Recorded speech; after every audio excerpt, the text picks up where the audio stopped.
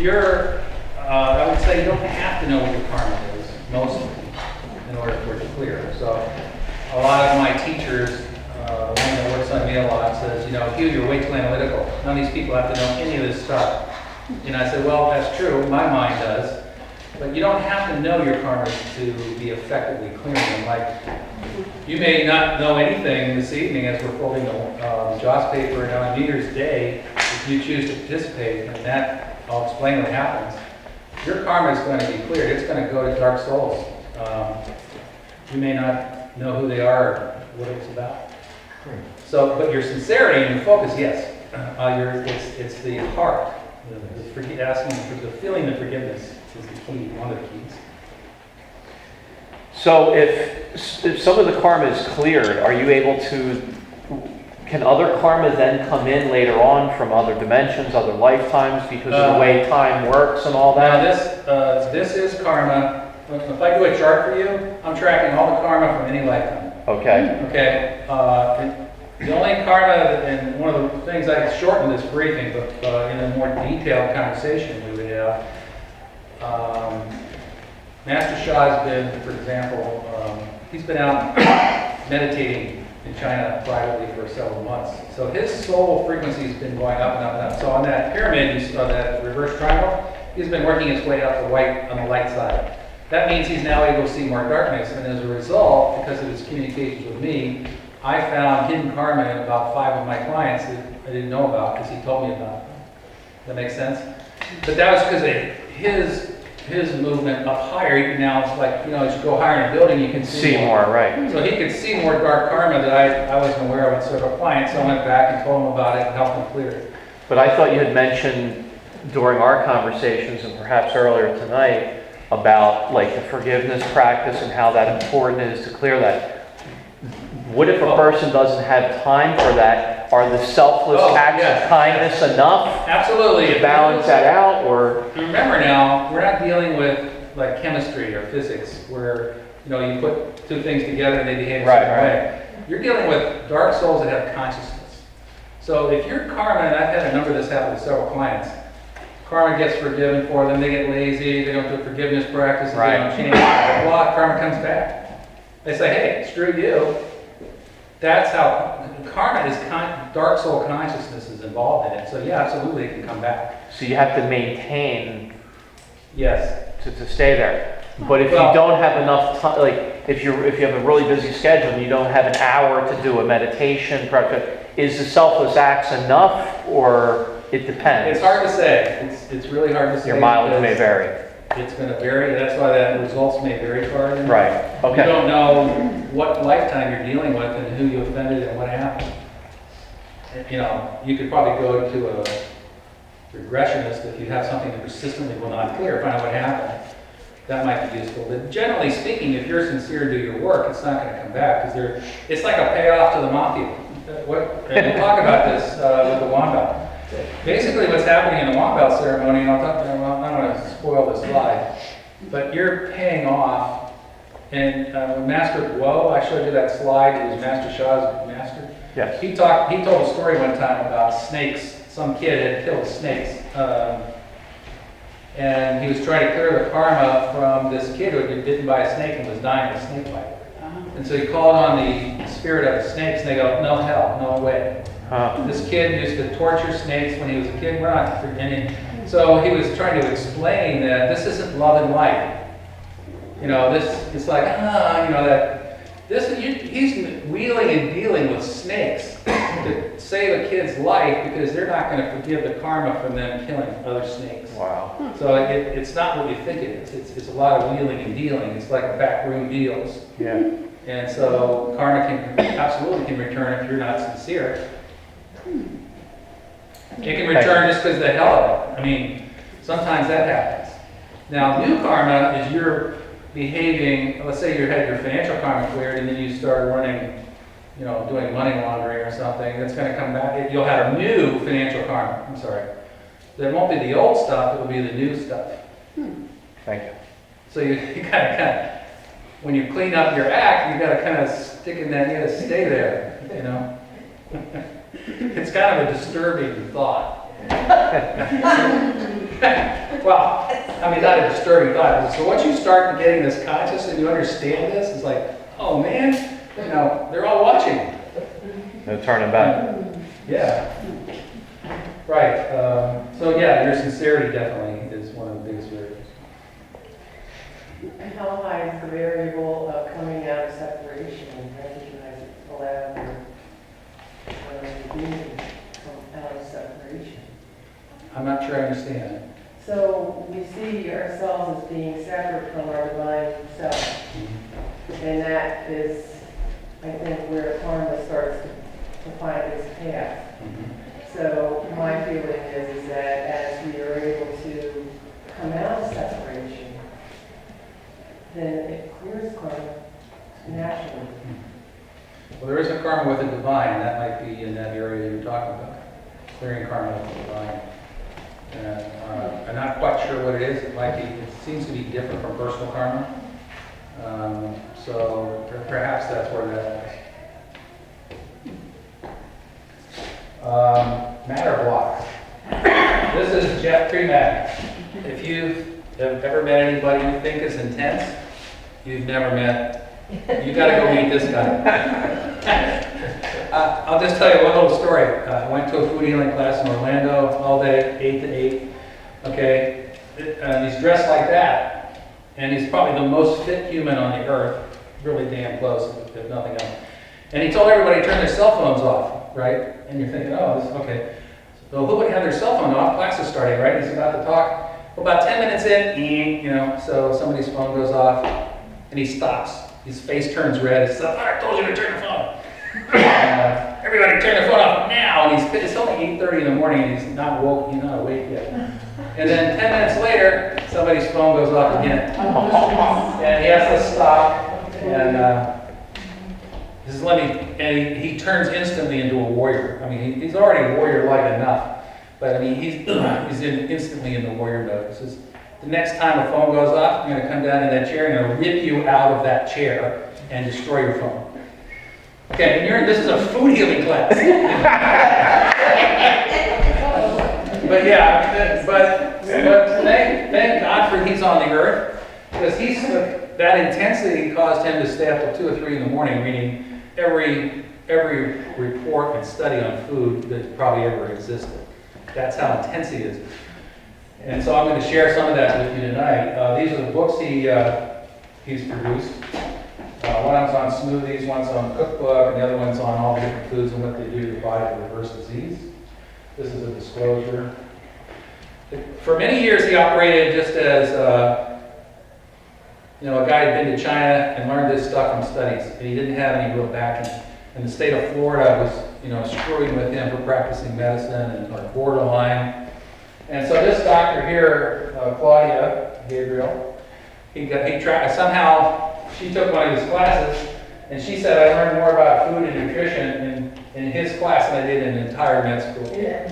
And she's from Harvard and M.D., real M.D. Bravo. She comes to many of his presentations. I've met her several times, so he's got her endorsement now, which gives him some credibility to the state of Florida. But it still took me 3 years to pass his test, because he makes it intentionally hard. 300 questions, and he really tries to make them as hard as possible.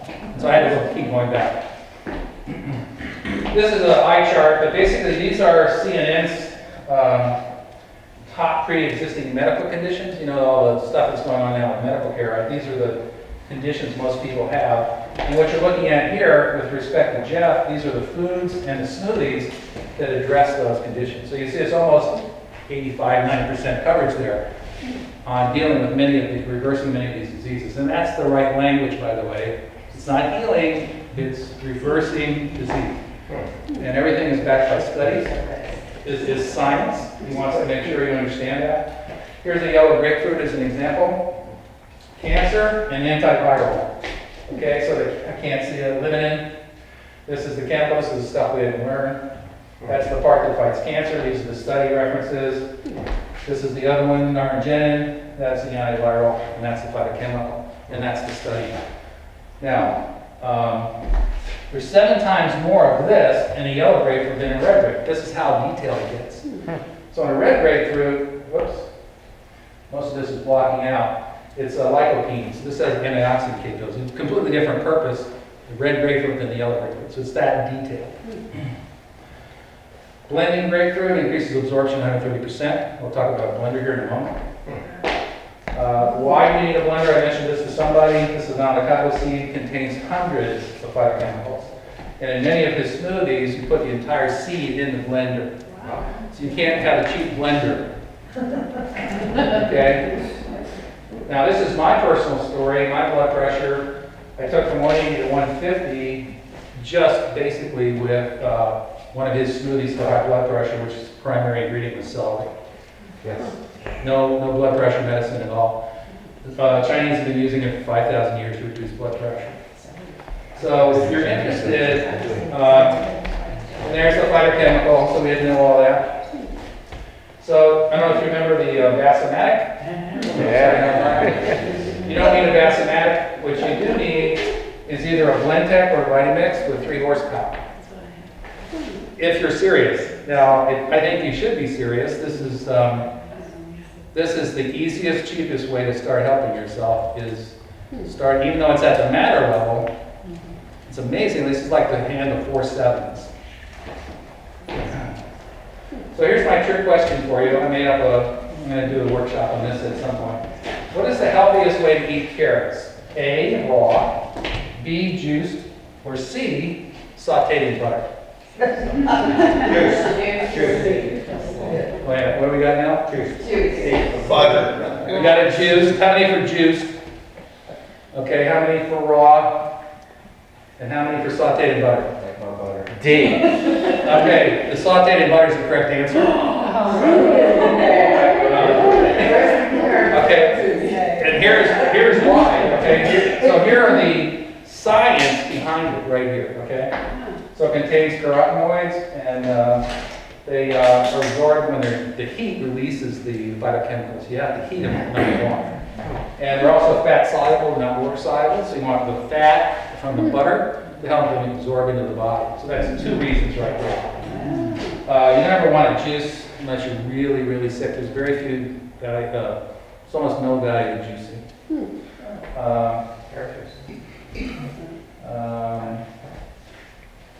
Drinking too many juice, oh, that's what this is for, yeah. If you have too much juice, you're going to wipe out your digestive fiber.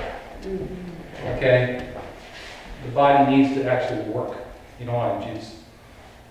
That's good stuff. Okay, this is a testimonial. Because of the setup here, I don't think I'm going to play it just a minute or so. This woman basically testifying that on some of his smoothie recipes, she got her HIV count down from the millions to 0. Okay. So what that probably tells you is that whatever was wrong with her was not karmic, right? Now let's assume that she's, still healthy. I don't know if he tracked her, but perhaps her, HIV counts went down to 0. It could come back. If it's karmic, that smoothie is not going to last, another year or so. It's going to come back. So I don't know if he tracks that, but let's hope that it wasn't karmic. All right, 3-level programs is something I'm offering. You'll see it in the handout. There's a medical disclaimer right here. This is what I do. I'm going to give you all 3 levels real quick. This is my routine at the moment. Okay, the soul level, I do healing work. I chant Love, Peace, and Harmony. I fall one and burn one bell. I do group healing sessions on Tuesday nights, and I contribute financially to other. A lot of my clients didn't have any money in the early days. At the energy level, far IR body map, qigong, acupuncture, quantum pulse, and blessed water. Those are baths in Berkeley Springs. Bless the water. Go in there and take a bath. At the matter level, massage, ion foot bath, herbs, smoothies, blessed water, certain, and then these are the supplements: macadamia nuts, watermelon, cantaloupe. Anybody know why I would eat cantaloupe? And when I would eat it? First thing in the morning before you eat anything else. And it contains superoxide dismutase, which kills off superoxide in the body, one of the biggest antioxidant capabilities. It will age you and kill you, superoxide. So if you eat cantaloupe, it's one of the few natural sources of superoxide dismutase. But you have to eat it before anything else. So have it first, no coffee yet, and eat the cantaloupe. Macadamia nuts, anybody know why we do that? No? It contains, it wipes out one of the indicators for heart disease. So it's very good for anybody that has a heart issue to eat a few, only 2 or 3. When you eat any nuts in this program, you eat them like a squirrel, which means you take time. A squirrel doesn't have a bag of chocolate-covered nuts sitting there watching TV. He's got to open them up, take the energy, and he can only eat a few of them. So that's the same concept with these nuts. So macadamia nuts are very hard to do that with because the fats they have, they're just like, you can eat them just like potato chips. But you've got to stop at 3. Anybody know why I would be eating a watermelon? Diuretic. And that's all year long. That's not just a summer picnic. It's a diuretic. Yeah, lycopene. It has lycopene, and you want to eat the watermelon all the way out to the green. You want to eat that white part because the lycopene, okay, has twice as much or 3 times as much in the white rind. And that is actually for kidneys and sexual functions. It clears that. Berries is a whole other issue. Water gets blessed. We can actually bless water. Master Mario, one of our teachers, blesses water on Tuesday nights. Always get my water blessed. Anyway, the other thing about this, it's not just this, it's the sequence. For me to get heavy metals out of my body, which I've been doing for 2 years, I get deep tissue massages, 2 hours from the strongest Chinese guy I can find. Then I take an ion foot bath, which you ever heard of those, that pulls out, and once all that's been released in the limb, then I also bring down Heaven's Herbs. So I have Heaven's Herbs coming down at the same time as the foot bath after having gotten a 2-hour Chinese massage. So the sequencing, and then you would not believe how many metals come out in that water. You can just see them. It's floating all over the place. And it's extremely powerful way to remove metals. But these are customized, and it's one of the products. This is what it looks like. I sent this to a client. Salt Energy Natter. I'm offering these. It's on the worksheet. These come down. I guess in this audience I can say that. So it's customized to you, and I don't make it up. I've got to be careful down here at the matter level. I'm not practicing medicine. So what I'm not sure about yet is how to do that for you. If you want one, I may have this card be a phone call, and you write it down. Okay, just a testimonial real quick from one of my clients who got rid of the rest of her metals after I told her, I didn't tell her, that's okay. After she started using ion foot bath. Same thing with, this is another testimonial about getting rid of diabetes, the remnants of diabetes with bitter melon, because it actually mimics insulin. So you can do some extremely powerful things down at that level. Okay, so now we're into the experiential phase. You want to know if a pear is sweet tasted? That's what Master Shah says. So what I want to do is we're going to chant, just love this, see, where was that? The guy who, can you start that? Sure. I have these CDs for sale, but what I want to explain to you about this CD, it's not, once again, it's not just a CD. This CD can be used as a form of service. And I didn't understand that for the longest time. When you chant this CD, it's like serving others. It's not chanting. Okay? It contributes to, it's extremely powerful. It will make changes in your life immediately, fairly quickly, actually. This is a story, you can start at any time. Oh, I'm sorry. Yeah, no, I went ahead. Oh, wait, Lucky's not. I'm sorry, that was like YouTube. On YouTube? I'm sorry, that was a YouTube video. Yeah, we'll come out of here and YouTube video. So this is a Chinese restaurant.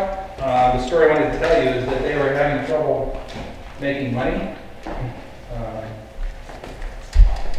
So Master Shah gave this CD, told him to play 24/7, and about a week later they had a lot more business, and 2 weeks later they had more business, and 3 weeks later they had more business. So clearing something in the business karma just by playing the music.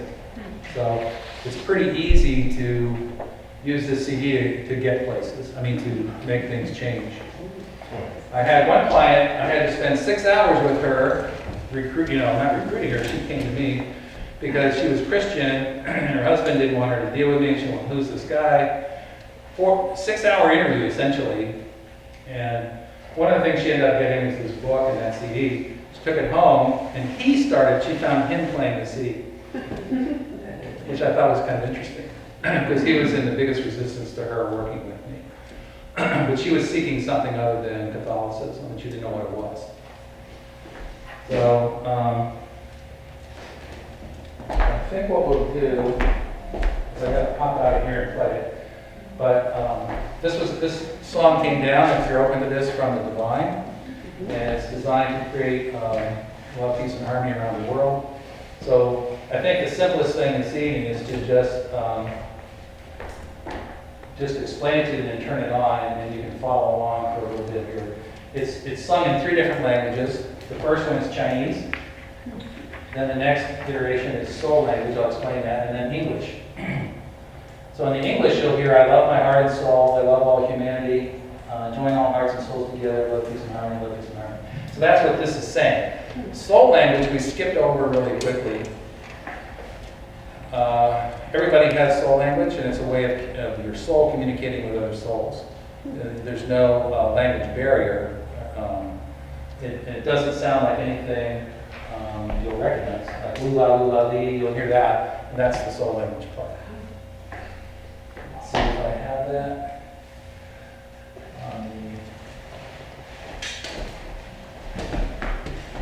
Alright, that was on this.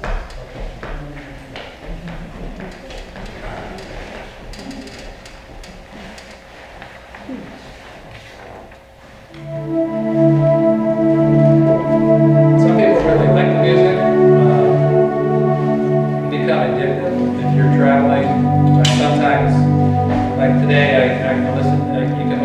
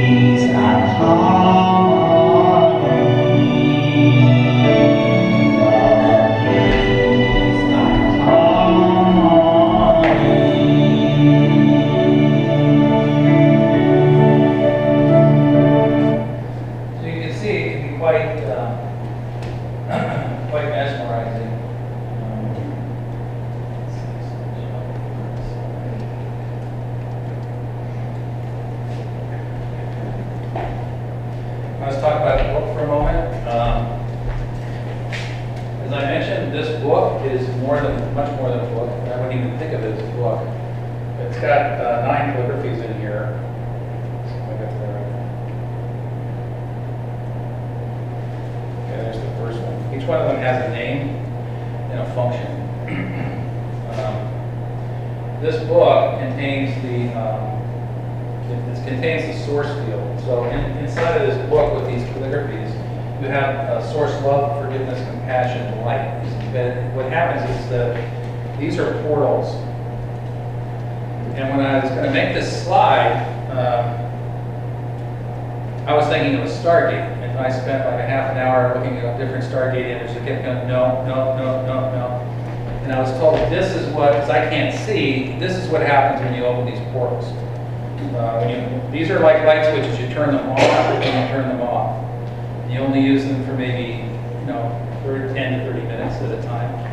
You don't sit there and open them up and have them play all day. So now the book is different. If you have a problem, you can put the book under your pillow. Let's say you're getting attacked by something at night. You can put this book under your pillow, or you can put your hand on your heart and then a hand on a calligraphy and ask for healing. So it works in different ways. I'll just tell you that these are actual photographs of 12-foot calligraphies that are 12 feet tall. And I went out to New York City to see Master Shah, and these were hanging there. And this was in my skeptical days.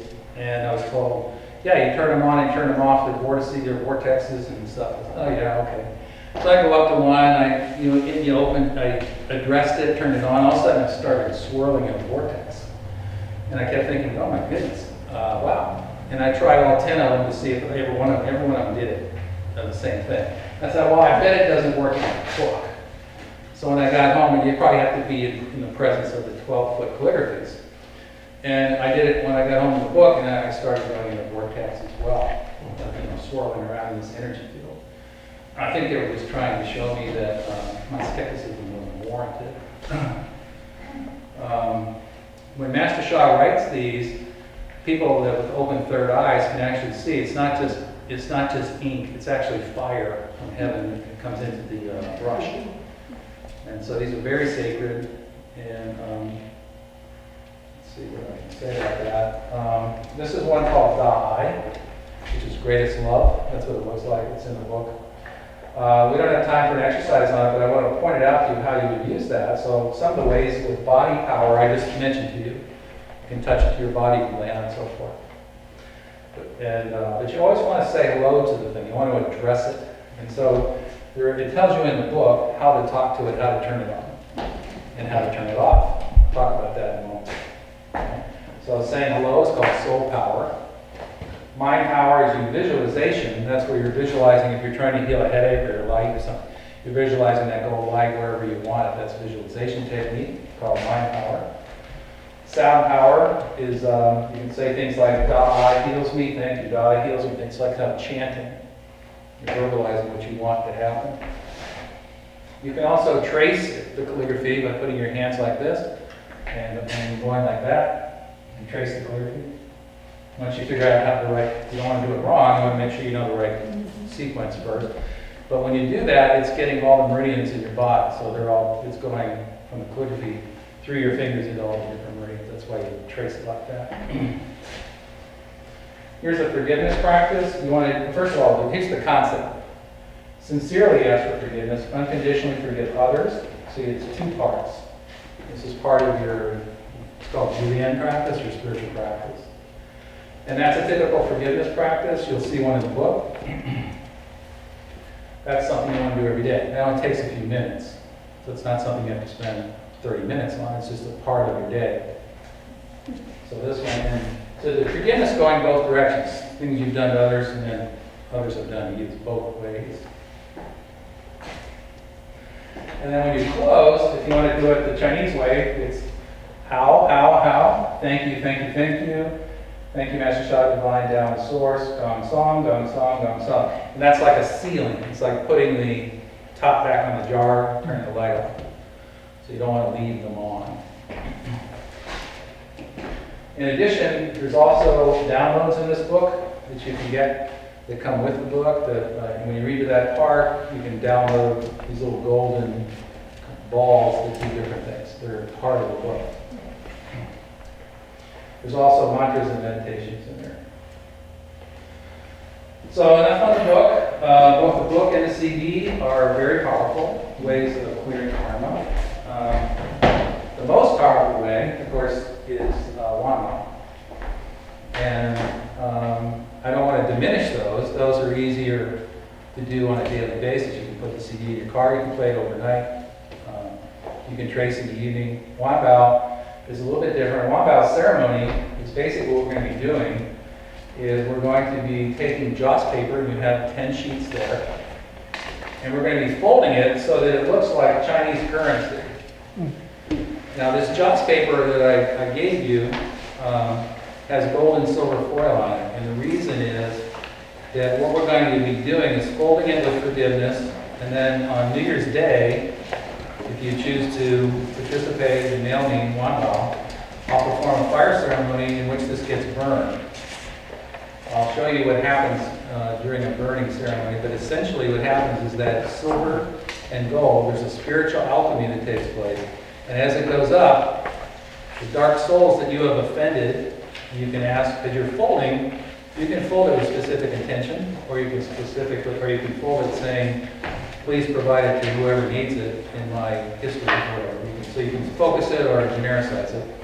Anyway, as that gold and silver goes up, dark souls are going to be there trying to get it. It's called virtue. That's what they're wanting. We're going to do some of that this evening. This is YouTube. In your handout, you'll see a reference to a YouTube that tells you how to do this, but we're going to do a little bit of it tonight. We're going to fold the 10 pieces that you have. Now, here's something to keep in mind. You're thinking, well, if you fold about this much joss paper, let's say $10, you go to a store, you order it on Amazon. The question I had is, what is that? Is there a way of simplifying what that is worth? Does anybody have any idea what folding $10 worth of joss paper might be worth in real money? $2. Yeah, like in dollars. This is an abstract concept. Spiritual dollars. Yeah. Well, if you have financial issues and you were able to make millions of dollars after doing this, that's a lot of money. Oh no, that's true. But what I mean is, this. Let's say you went out and got a pack this much of this stuff before this January, and you mailed it to me and burned it. And you spent $10 on this much paper, which is sort of roughly right. What do you think that roughly the abstract value of that, as it gets thrown into the fire, roughly, just kind of an abstract concept, what do you think that might be worth? $1 million. Huh? 1 million. 100 million? 1,000 karma points. What's that? 1,000 karma points. What it's worth is about $20,000. That's sort of a weird thing, but I did ask that question because I wanted to know, like, is there any way to explain this for people that this is pretty weird stuff? So this is alchemy, basically, right? Your effort to fold this, that's part one, that still has to be burned, don't get me wrong, it's not worth $20,000 until I burn it. But that's the conversion, which you may want to think about that. So here's how it works. Up here's the divine or the creator. Here's you folding, right? Okay, you mail this, let's say to me, and I burn it on New Year's Day. So here's the fire.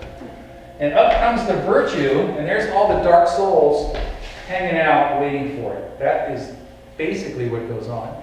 So that's a very dangerous ceremony, as you can imagine. So have to put up a lot of protection, have the general soldiers come in and so forth. So it's not a trivial issue to conduct one of these because all of these dark souls are there to get virtue. And what you've just thrown in the fire is 20 grand. You said they get virtue. What does that mean? That means they don't want to be dark. Most of these don't want to be dark. They want to go back to the light. So you're To go back to the light, they need virtue. they're being free. They're being liberated. Yeah. Now that's scenario one.